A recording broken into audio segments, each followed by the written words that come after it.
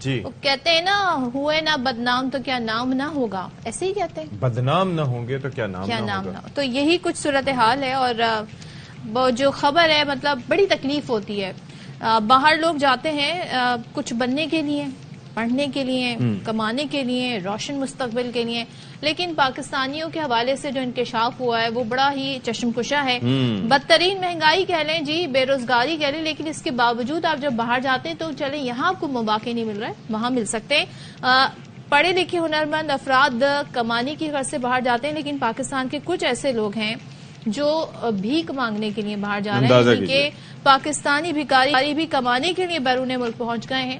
اور یہ انکشاف کہاں پر ہوا ہے؟ یہ سینٹ کی قائمہ کمیٹی برائے سمندر پار پاکستانی کے اجلاس میں انکشاف ہوا ہے. یعنی حکومت کی جو نمائندہ ہے جی ان کی جانب سے ہوا ہے. اور جہازوں میں بھی ان کو دیکھا گیا ہے یس مانگتے ہوئے. سیکرٹری اوورسیز پاکستانی کے مطابق جو سعودی عرب ہے اور عراق ہے، ان کی جیلیں پاکستانی بھکاریوں سے بھری ہوئی ہیں. اچھا، یہ جاتے ہیں بہتر مستقبل کے لیے. اب دیکھیں کتنی زیادتی ہے.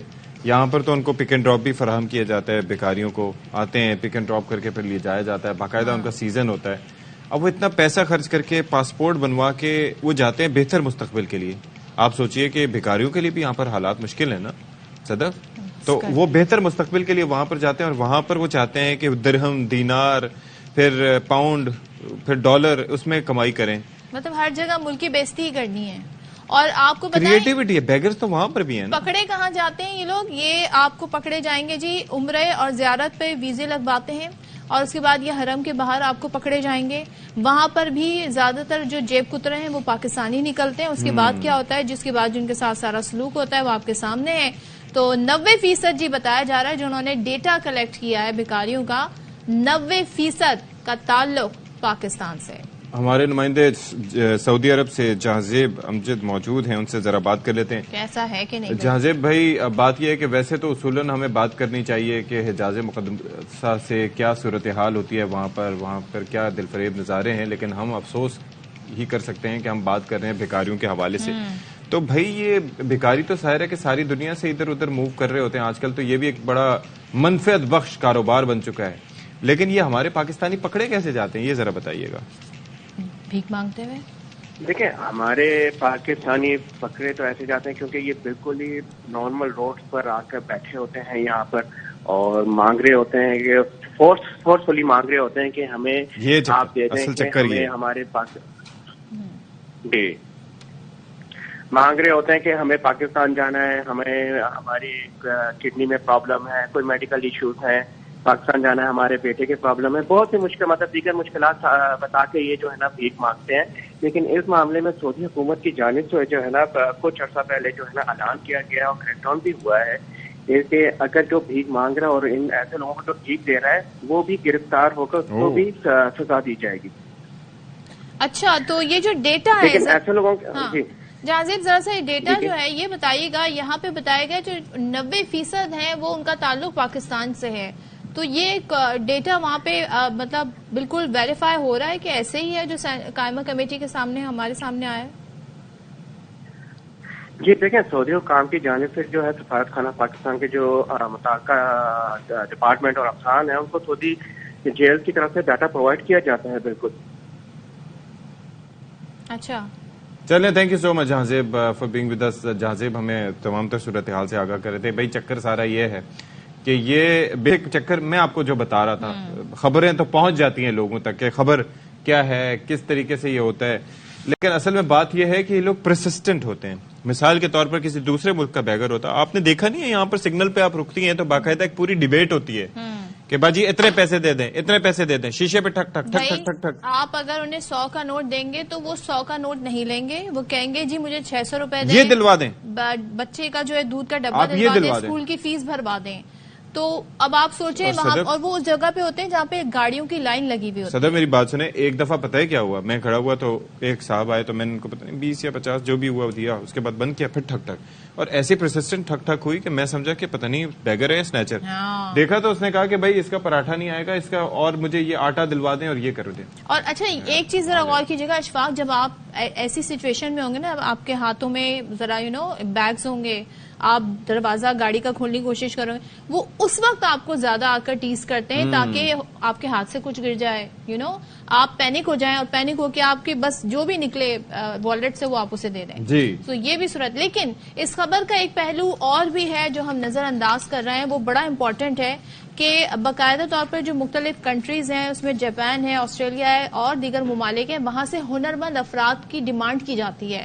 تو بنگلہ دیش ہو گیا, بھارت ہو گیا, ان کے یہاں سے ہزاروں کی تعداد میں لوگ جاتے ہیں, اتنی تعداد میں لوگ مانگے جاتے ہیں. ہمارے یہاں سے بہت کم تعداد میں ہنرمند پاکستانی بھیجے جاتے ہیں. تو یہاں پہ کس کا قصور ہے؟ جی. وہ جو ہنرمند افراد جو یہاں پہ واقعی پڑھے لکھے ہیں, بے روزگار ہیں, جنہیں جاب کی ضرورت ہے, ان کے لیے حکومت نے ایسی کیا فیسیلیٹیشن کی ہے کہ انہیں بھیجا جائے؟ بیگرز تو چلے جاتے ہیں اور پھر ماشاءاللہ ملک کا نام روشن کر رہے ہیں. جو واقعی ملک کا نام روشن کر سکتے ہیں انہیں آپ بھیجیں اور ریونیو کما کے وہ یہاں پر بھیجیں گے. تو اس پر ذرا بات کر لیتے ہیں. سجاد باجوہ صاحب ہمارے ساتھ موجود ہیں, جو کہ فارمر FIA آفیسر ہیں, جو کہ ایکسپرٹ ہیں بیسیکلی ہیومن ٹریفکنگ کے حوالے سے. کافی اس سے پہلے بھی ان سے ہماری بات ہو چکی ہے.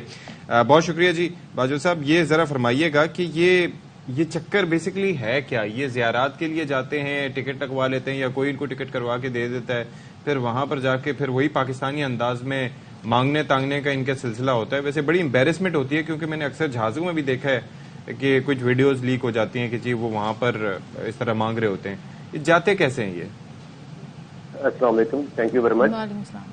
دیکھیں, ہم نے پہلے بھی آپ سے کافی اس ہیومن ٹریفکنگ سے بات کی ہے, اور کسی چیز کا بھی ہمارے ملک میں کوئی نتیجہ کچھ نہیں نکلتا. اور ایک خبر آتی ہے اور خبر کی ایک شیلف لائف ہے, وہ ختم ہوتی ہے, ساتھ ہی جو حکومتی ادارے ہیں وہ بھی خاموش ہو جاتے ہیں اور سو جاتے ہیں. پھر دوبارہ لمبی تان کے کہ دوبارہ پھر کوئی واقعہ ہوگا تو پھر ہم اس پہ کوئی ڈسکس کریں گے. ایسے ہی یہ جو بیکاری والا ہے, تو پاکستان کے اندر بھی بیکاری ہے, تو ہمارا کوئی لائحہ عمل نہیں ہے, کوئی ہماری پالیسی نہیں ہے, کوئی ہمارے قوانین نہیں ہے, کوئی امپلیمنٹیشن نہیں ہے. یہاں کیا کم ہے, یہاں کیا کم ہے جو باہر جا کے ملک کا نام روشن کر رہے ہیں؟ اور دوسرا دیکھیں کہ اگر کوئی ڈیٹا شیئر ہوا ہے کہ 90% اس میں ہے, تو وہ ہم نے تو ڈیٹا نہیں بنایا, وہ تو کنسرن جو کنٹریز ہیں, سعودی عربیہ ہے, ایران ہے, عراق ہے موسٹلی, کیونکہ یا سیریا آج کل کے حالات ٹھیک نہیں ہے. تو یہ 3-4 ملک ہے جہاں پہ عمرے کے لیے, حج کے لیے یا زیارات کے لیے جاتے ہیں لوگ پاکستانی. اور اسی کی آڑ میں وہاں پہ وہ ایک مکینی کا کوئی چیز گم ہو گئی ہے.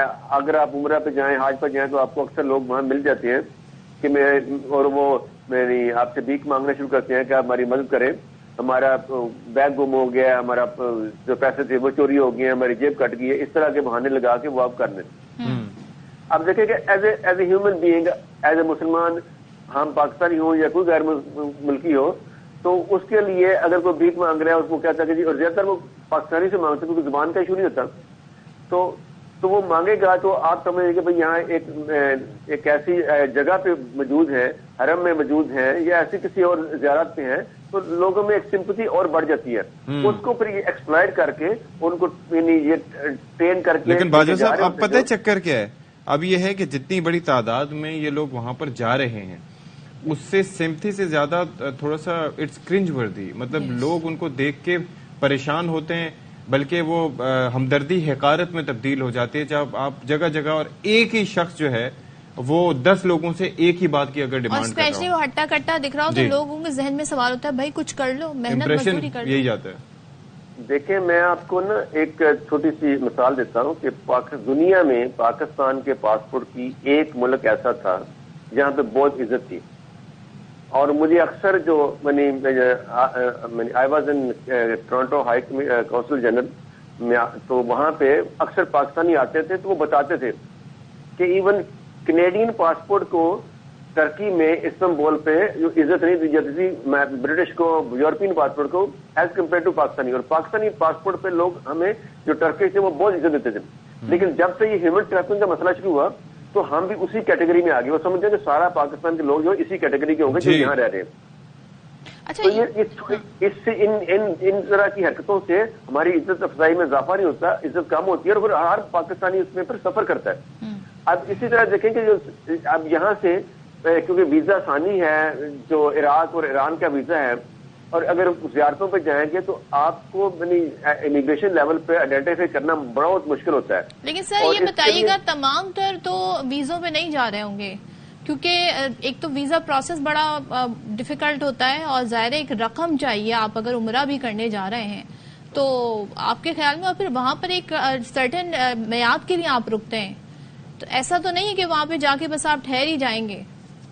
نہیں دیکھیں, ہم بیسیکلی پرابلم یہ ہے کہ ہم تو کوئی ڈیٹا بناتے نہیں ہیں اور نہ ڈیٹا کو یوز کرتے ہیں, لیکن جو دوسرے ممالک ہیں اس پہ وہ ہر کام میں افیکٹو ہوتے ہیں. انہوں نے ڈیٹا بنایا ہوگا کہ 90% پاکستانی ہے اور 10% باقی ریسٹ آف ورلڈ ہے. تو ابھی دیکھیں, ہمارے پہلے لوگ عمرہ پہ جاتے تھے اور عمرہ پہ جا کے وہاں غائب ہو جاتے تھے اور اس پہ پھر وہ جاب کرنا شروع کر دیتے تھے. اب انہوں نے پکڑنا شروع کیا, سعودی نے سختی کرنا شروع کی, انہوں نے جو ٹور آپریٹر تھے ان پہ سختی کی, ان کے لائسنس کینسل کی, ان کو فائن کرنا شروع کیا. تو وہ تو اپنی طرف سے وہ ڈیٹا بناتے ہیں, لیکن وہی ڈیٹا جو ہے اگر ہم اس کو جو ہماری اوورسیز پاکستانیز ہیں, جو ہمارا فارن آفس ہے, جو وہاں ایمبیسی ہے, اگر وہ ڈیٹا لے کے وہ کنسرن ڈپارٹمنٹ سے شیئر کریں اور جو لوگ ایک دفعہ گیا جس کے اگر آپ ڈیٹا یوز کریں تو جو ٹور آپریٹر جو میکسیمم یوز کر رہے ہیں ان کے جو ہے وہ کاروبار کو وہ بلیک کریں, ان کے خلاف کاروائی کریں, اس پہ کوئی لیجسلیشن بھی کریں.